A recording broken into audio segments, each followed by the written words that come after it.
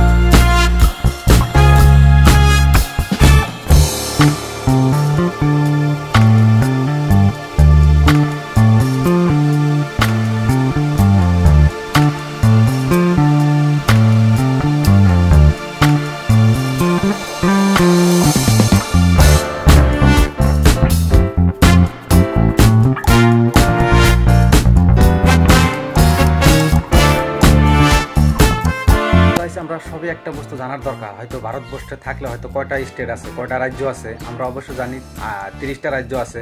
30টা রাজ্যের কে chief minister, কোন পার্টির থেকে হয়েছে, আমরা অবশ্যই কিন্তু জানার দরকার। এই ভিডিওটা হয়তো আমরা যদি আসামে থাকি, হয়তো সবের আমাদের দেশে কয়টা দেশ আছে, কয়টা রাজ্যতে কে চিফ মিনিস্টার হয়েছে, কোন পার্টির থ্রু থেকে হয়েছে। তো আজকের ভিডিওতে ডিটেলস আপনাকে বোঝাবো। যদি আপনি স্কিপ না করেন হয়তো জানতে পারবেন, এটা জেনারেল নলেজ। অবশ্য সময় থাকলে ভিডিওটা দেখবেন, অবশ্যই কাজে লাগবে। তো এইসব জানার কিন্তু দরকার আমাদের।